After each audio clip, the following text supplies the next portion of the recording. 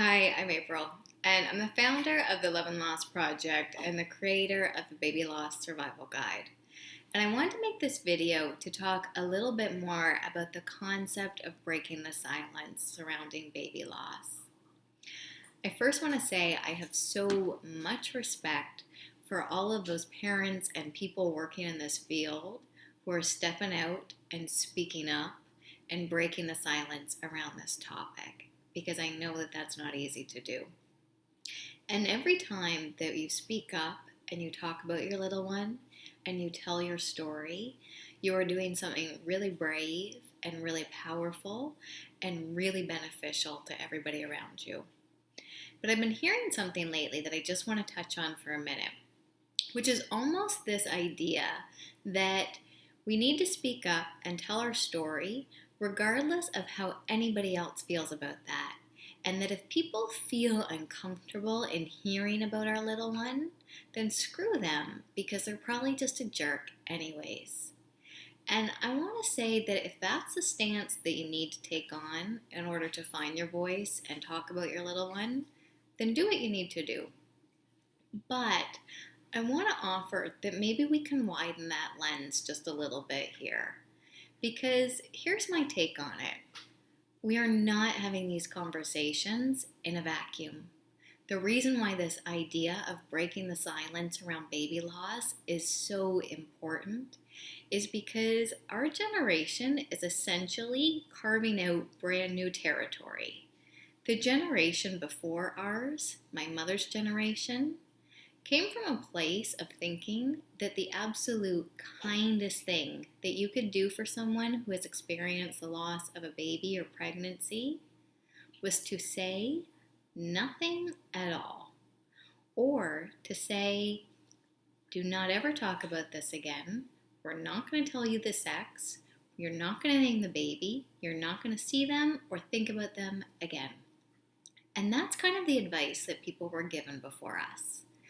So every time that you are having a conversation around loss, I want you to just be aware that you are in fact breaking some really big, deep, entrenched taboos.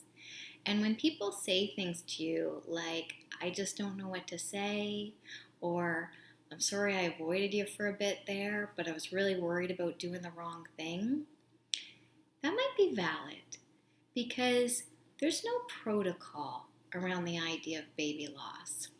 This is the taboo within the taboo topic of death.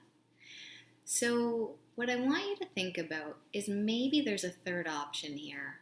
So instead of feeling like you're stuck between either staying silent about your little one and trying to pretend that they didn't exist, or saying, I'm going to push back and speak up, and I don't care about how anybody else feels about this, or how much conflict this creates, maybe we can come at this from a bit of a different angle, which is ultimately to achieve what we're all craving for and speaking up for anyways, which is to offer more connection, to get better support and have closer connections with the people in our lives who we want to be able to have there for us and who we want to be able to support through their hard times. Because as we know, 1 in 4 women experience the loss of a baby. So we need each other. So maybe we can go about these conversations in a way that don't pit us against us and them, that don't turn us into adversaries or allies. Maybe we're kind of all trying to figure this out together.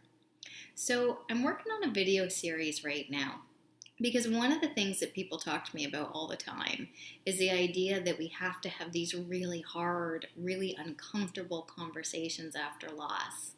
And I think it's okay to admit that it's uncomfortable for everybody, ourselves included. This is new territory here. And maybe we can find ways to do that make this feel kinder and make it feel better and less stressful for us, and help us get the support that we're actually craving and trying to create. The whole reason why we're breaking the silence anyways. So I'm going to ask you to send me, what are some of the questions that people ask you that you find hurtful or insensitive or upsetting? What are some of the conversations that have found really challenging and really difficult? What are some of the moments that you've caught yourself kind of with the wind knocked out of you because somebody has said something or done something that just kind of took you out at the knees?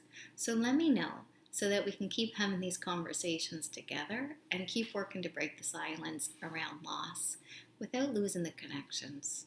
So I'd love to hear your thoughts. Come and say hi to me and let me know what you think at lovelostproject.com. Thanks.